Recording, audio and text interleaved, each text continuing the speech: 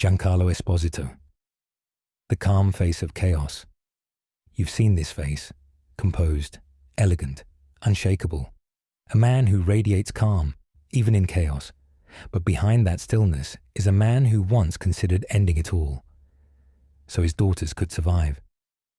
This is the story of Giancarlo Esposito, an artist, a father, and an underdog who almost gave up, but chose instead to rise before Gus Fring, before The Mandalorian, before the awards, the spotlight, and the reverence. There was a boy who didn't belong, a man who almost disappeared, and a decision that changed everything.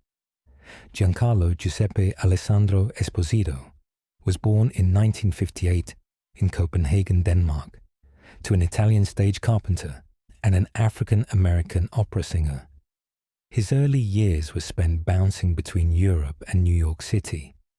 Manhattan, with its noise, its urgency, and its grit, became the place where he would forge his identity and where he would spend decades wrestling with it. In 2013, he revealed in an interview, "I was never black enough. I was never white enough. I didn't fit anywhere." He was the child of art and adversity. His mother's operatic discipline taught him performance, while his father's practical resilience taught him survival. At 8 years old, while other kids were learning multiplication tables, Giancarlo was stepping on stage in Broadway productions like Maggie Flynn. "Acting was how I survived. I became who people wanted me to be," is how Giancarlo summed up his childhood. But this early start came with a cost. He was living between identities, between performances, between wanting to be accepted and needing to stay invisible. That tension never fully left him.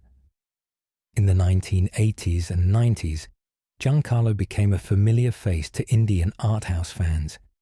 He brought humanity and tension to every role.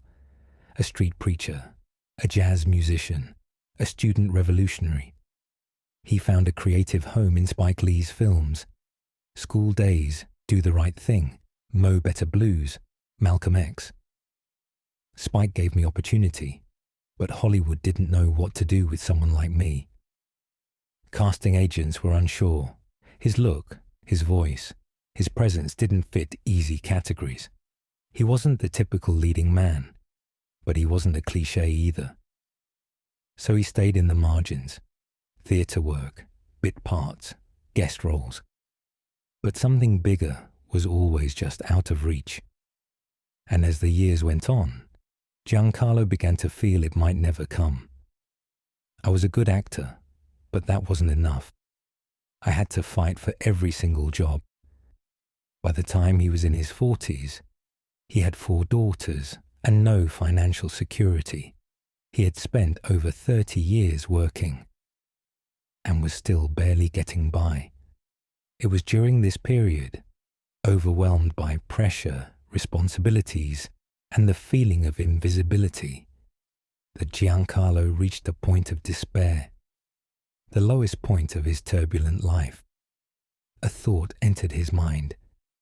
Maybe the only way to take care of his family was to take himself out of the equation. I started thinking, what if my family could collect life insurance if I wasn't around? He sat in his car in a closed garage, the engine running. He considered a way out, but something, a sliver of inner strength or a whisper of purpose, told him to stop. A voice inside me said, "This isn't the way. You have more to do." He turned off the engine, and the next day he showed up to an audition because he wasn't done.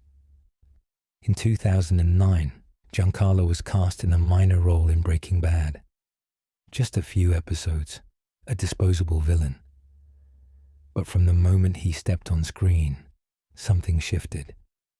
I wanted Gus to be still. I knew what stillness could do. It's a kind of power.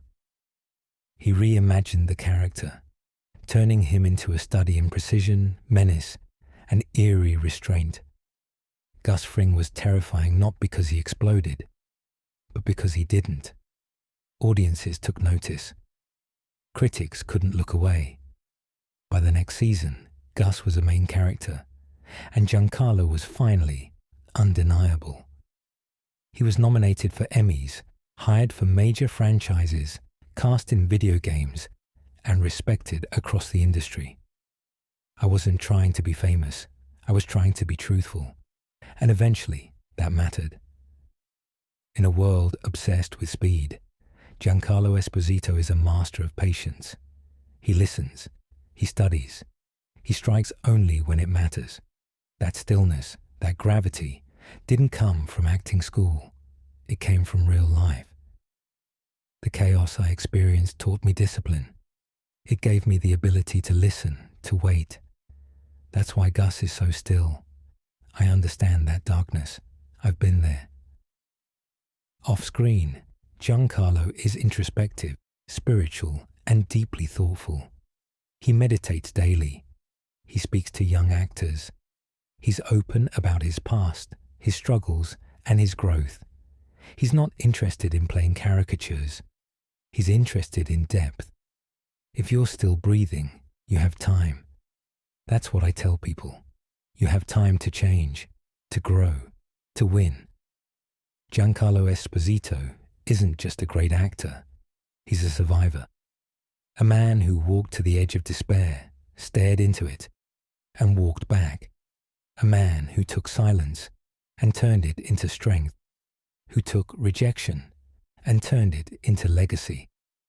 So the next time you watch him on screen, calm, controlled, and powerful, know this: you're watching a man who has seen chaos, who has been broken, who chose to rise, and who now carries that story in every still, silent, devastating stare. This is From Nothing. Subscribe for more stories of perseverance, redemption, and quiet power.